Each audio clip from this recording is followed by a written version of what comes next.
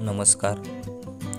विविध अभियानात स्पर्धात्मक सहभाग घेऊन गुणवत्तेसाठी यथाशक्ती प्रयत्नशील राहणाऱ्या आमच्या वैगाव गावामध्ये प्लास्टिक निर्मूलन अभियान अनेक वर्षांपासून राबवले जात असताना, विविध उपाययोजना अवलंबत असताना, घरगुती दैनंदिन वापरातील जे घटक आहेत त्यांच्यापासून निघालेल्या ओल्या कचऱ्यापासून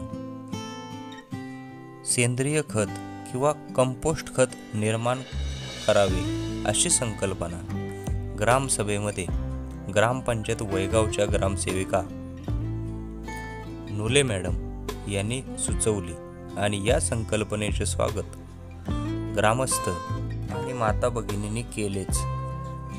या संकल्पनेला दिशा देण्याकरता श्री PS वाडकर सर यांच्या मार्गदर्शनातून आणि रोटरी क्लब ऑफ वाईच्या स्वाती हेळकर मॅडम, त्याचबरोबर श्री रुपेश मोरे सर, विस्तार अधिकारी पंचायत समिती वाई यांच्या सहकार्यातून या उपक्रमासाठीच्या बऱ्याच अंशी आर्थिक पाठबळाला रोटरी क्लब ऑफ वाई आणि आई प्रतिष्ठान संस्था या समाजसेवी संस्थांसारख्या संस्था धावून आल्या आणि या उपक्रमाला गती मिळाली.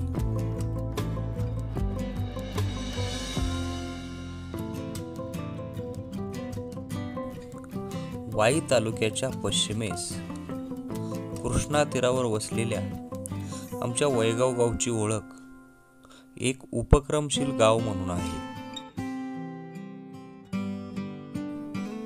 अलीकडच्या काळात विविध अभियानांतील आमच्या गावचा स्पर्धात्मक सहभाग, त्याचबरोबर माझी वसुंधरा अभियानाबरोबरच गावातील शेतकऱ्यांना सेंद्रिय शेतीचे महत्त्व पटवून देण्याच्या हेतूने वर्मिंग कंपोस्ट आणि वर्मिंग वॉश निर्मितीसाठी दैनंदिन जीवनातील अन्नपदार्थांचे वेस्टेज, त्याचबरोबर शेण व इतर घटकांपासून घरगुती पद्धतीने सेंद्रिय खत निर्मितीचा प्लॅन्ट घरोघरी सुरू करण्यात आलेला आहे. या उपक्रमाला प्रोत्साहन देण्यासाठी रोटरी क्लब ऑफ वाई आणि ग्रामपंचायत वैगाव यांच्या संयुक्त विद्यमाने ग्रामस्थांना सर्वतोपरी विशेष सहकार्य केले जात आहे.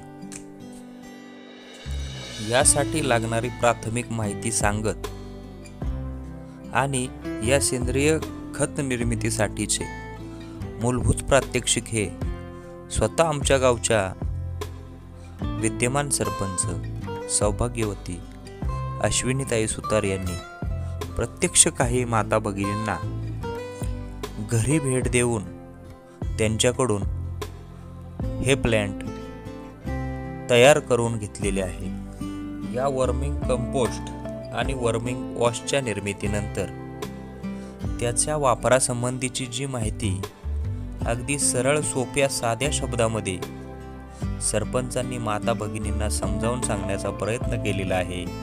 त्याचा फायदा त्यांना नक्कीच होईल यामध्ये तिळमात्र शंका नाही. आता हे पाण्यात वाया घालवायचं नाही, हे ह्याच्यात टाकायचं, शेणाचं सगळं अर्क येईल तो परत ह्याच्यातच टाकायचं. गांडूळ टाकल्यानंतर काही दिवसांनी जो अर्क येईल ना तो खरं अमृत आहे. त्याला वर्मी वॉश म्हणतात. ते अजिबात म्हणजे वाया घालवायचं नाही. ते तुम्ही ना तुमच्या ह्याच्यावर फवारलं ना, किडीला ह्याला त्याला सगळ्या ह्याच्यावर पंपामध्ये टाकून फवारलं ना एक नंबर, आणि खालनं सोडलं ना तर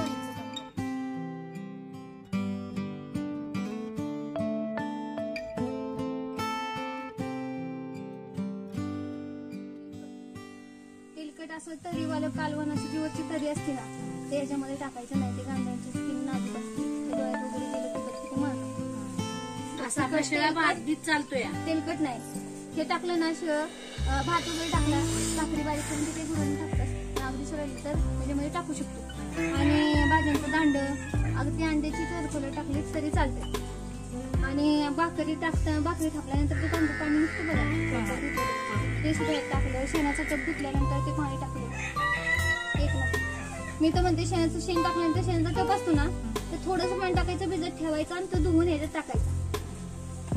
इकडे तिकडे काही फक्त टाकायचं नाही ना. या वर्मिंग कंपोस्ट आणि वर्मिंग वॉश निर्मिती प्लॅन्टच्या विषयीची प्राथमिक आणि अत्यंतिक महत्त्वाची माहिती सरपंचांनी आपल्याला दिलेली आपण पाहत आहोतच.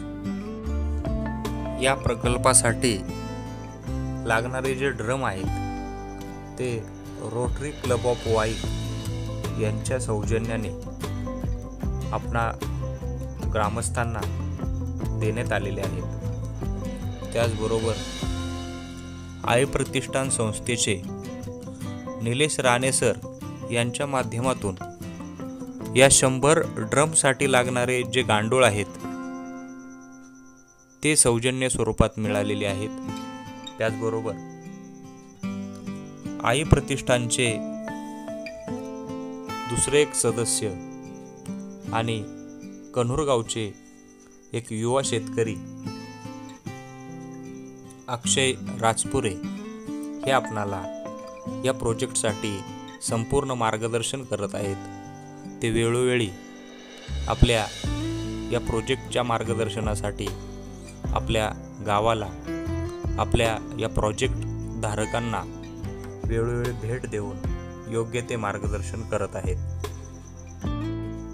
या प्रोजेक्टसाठी विशेष सहकार्य करणाऱ्या संस्था ती रोटरी क्लब ऑफ वाई, त्याचबरोबर आई प्रतिष्ठान संस्था आणि अक्षय राजपुरे सर आपले वैगावकर ग्रामस्थांकडून मनपूर्वक हार्दिक आभार.